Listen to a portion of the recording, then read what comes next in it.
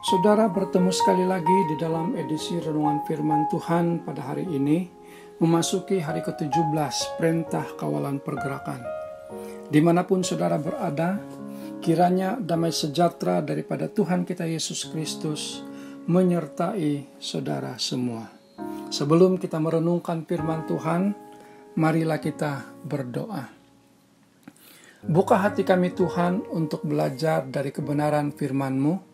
Kiranya firman-Mu akan menjadi suluh dan terang bagi kami, serta menguatkan kami untuk memahami setiap situasi yang kami alami pada masa ini. Dalam nama Tuhan Yesus Kristus, kami berdoa. Amin. Pembacaan firman Tuhan diambil dari Roma 5 ayat yang pertama sampai ayat yang ke-11. Roma 5 ayat yang pertama sampai ayat yang ke-11. Saya hanya akan membaca ayat yang kedua. Yesus membolehkan kita mengalami rahmat Allah.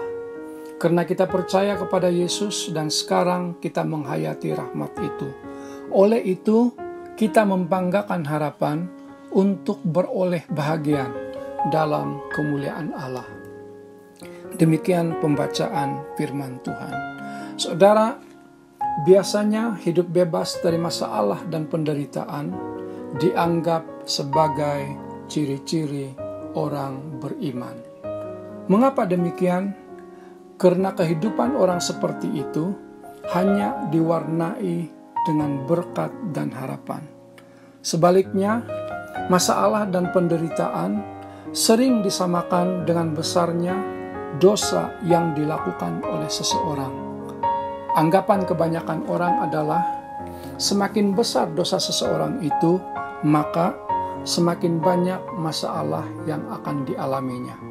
Benarkah begitu? Saudaraku di dalam Tuhan, tidak dapat dinafikan bahwa menyerahkan hidup kepada Kristus akan menyebabkan kita beroleh damai sejahtera karena anugerah-Nya. Namun, sebaliknya, hidup dalam damai sejahtera tidak berarti bahwa kita sudah dibebaskan dari masalah dan penderitaan. Selama hidup di dunia, masalah dan penderitaan pasti akan dialami dan dihadapi oleh setiap orang, termasuklah orang yang beriman teguh kepada Tuhan. Biasanya adalah bagi orang yang sungguh-sungguh percaya kepada Tuhan, masalah dan penderitaan tidak bersifat menjatuhkan hidup mereka, tetapi lebih-lebih lagi membangun iman percaya mereka kepada Tuhan, bahkan menjadikan mereka semakin tekun, tahan uji, dan berpengharapan kepada Tuhan, serta bergantung penuh kepada Tuhan sebagai satu-satunya penolong hidup mereka. Saudara, dengan melihat harapan di dalam Tuhan dan bergantung pada pertolongan Roh Kudus, orang percaya tidak perlu menganggap hal tersebut sebagai satu kutukan di dalam hidup mereka. Malah, marilah kita belajar bersyukur untuk setiap masalah dan penderitaan yang kita alami, karena ianya akan menjadi alat Tuhan yang dapat membantu pertumbuhan iman dan menjadikan kita lebih sabar.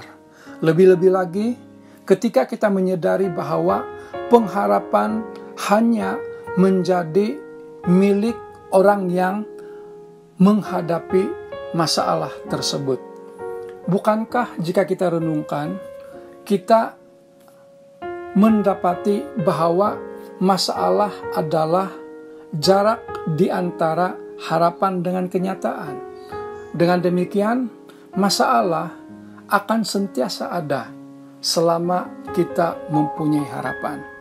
Saudaraku di dalam Tuhan, ketika masalah pandemik COVID-19 mempengaruhi kehidupan orang ramai di seluruh dunia, bahkan boleh dikatakan bahwa masalah ini adalah antara hidup dan mati.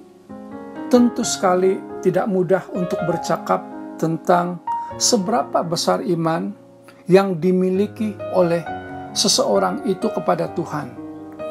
Tetapi sebagai orang percaya, inilah masanya untuk kita mengatakan, inilah masanya untuk kita membuktikan bahwa kita sungguh-sungguh percaya kepada Tuhan yang adalah gembala kita. Tuhan yang sudah menunjukkan kemurahan hatinya melalui Yesus Kristus dan memberikan pengharapan baru kepada kita semua setiap hari, bahkan setiap saat. Saudara, jika ada harapan di sebalik setiap masalah, mengapa kita memandang masalah itu dengan ketakutan? Kiranya firman Tuhan ini menguatkan dan menjadi berkat buat saudara semua. Mari kita berdoa. Kami bersyukur atas penyertaan-Mu Tuhan di sepanjang merenungkan firman-Mu. Hidupkanlah firman-Mu dalam hati kami. Biarkanlah firman-Mu bertumbuh dan berguna bagi kami di masa-masa yang sukar ini. Ajari kami agar sentiasa setia melakukan ajaran dan kehendak-Mu di dalam hidup kami.